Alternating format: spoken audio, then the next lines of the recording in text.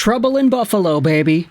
That is exactly what we are talking about today because of what Frank Seravalli said yesterday on the Daily Face-Off Rundown show. Now, the Buffalo Sabres are in a pretty interesting spot. The team has been stuck in a state of not even mediocrity, but sub-mediocrity. A state of doom and gloom and the promise of a future that never comes, with young guys that are drafted and promised to be the next best thing, only for them to be the next best thing, except not on Buffalo. I'm talking about the Sam Reinharts, I'm talking about the Eichels, let's talk about Ryan O'Reilly, and a bunch of other guys who never had the levels of success that they should have with Buffalo. Because, I don't know if you've been paying attention, but some of the names that we had mentioned, yeah, Sam Reinhart was drafted in 2014. Jack Eichel was drafted in 2015. These guys were brought in to help with the Buffalo Sabres rebuild 10 years ago. But since then, nothing has changed. They're still as bad as ever.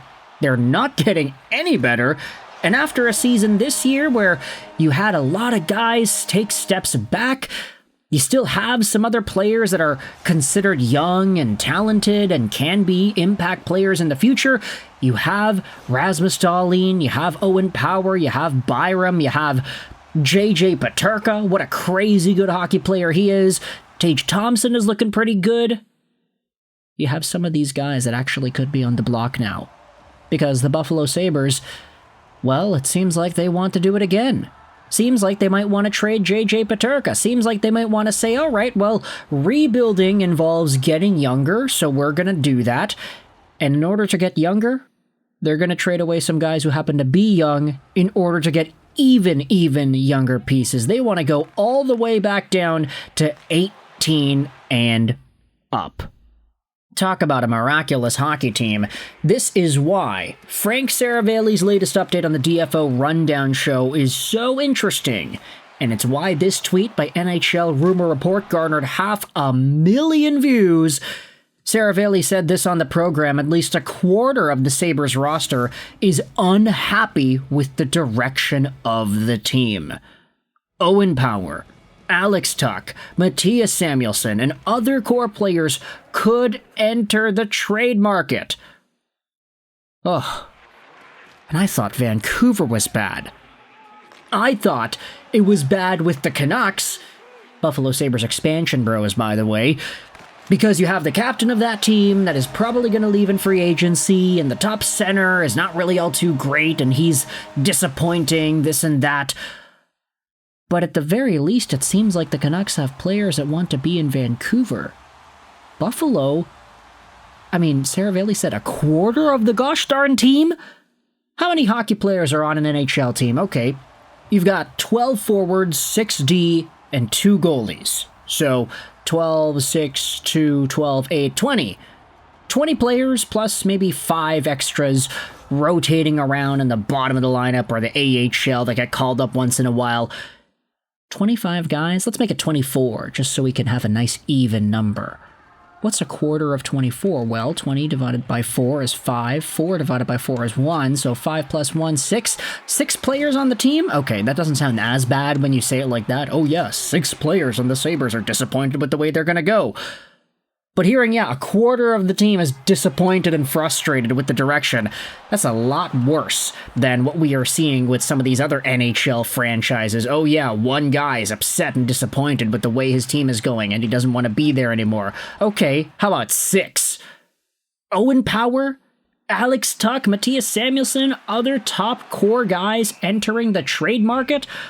If you had asked me at the beginning of the season, if you had asked me at any point last year, I don't think I would have ever predicted that Alex Tuch, of all people, would potentially be in a spot to want out of Buffalo. That guy embodied the Buffalo spirit, the Syracuse, New York native who wanted to play for his hometown team, and who was a very good player for his hometown team. He had almost 70 points this year, he had almost 80 points a few years ago. Alex Tuch has been a monster. He even scored 36 goals this year, and the Sabres stunk. So this guy apparently could be in a spot to be on the trade block too? Seravalli says that Mattias Samuelsson could be on the block. That's even crazier to me too, because they shelled out a lot of money in term for him. Everybody was talking about, oh yeah, you committed all this money and term to Power and Dahlin, but those guys are first overall picks, so it makes sense. Mattias Samuelsson was not that. Absolutely not a first overall pick, but he was signed on till 2030.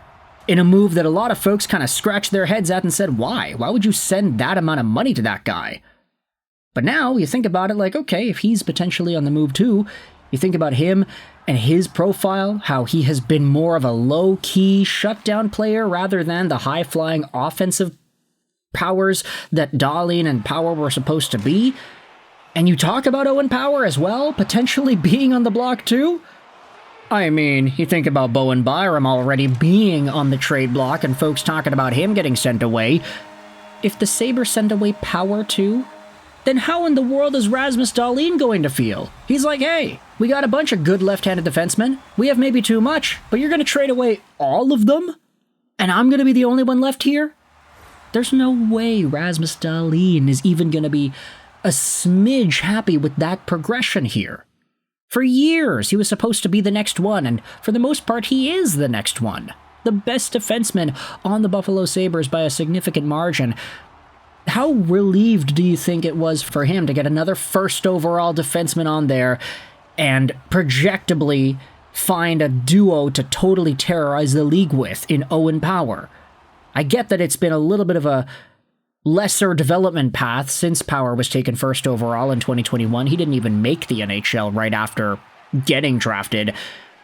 But still, that guy is really young. He's what, 21, 22 years old? You're going to give up on him? You're going to go and rebuild and try to get younger by trading away a first overall pick who is in his early 20s? You're going to trade him? Alex Tuch I can kind of understand because of the age there, but still, things are not going well in Buffalo. If it gets to the point where each of these guys are the ones that could be asking out or disappointed with the way the team is being handled and they could be forced out against their will, who really knows? Frank Seravalli dropped this bomb here and everybody's reacting to it on social media. A lot of these replies are like, yeah, why would anybody want to play for the Sabres? I'd be surprised if it's just these amount of guys. It's probably everybody else. People are proposing hypothetical trades and stuff like that.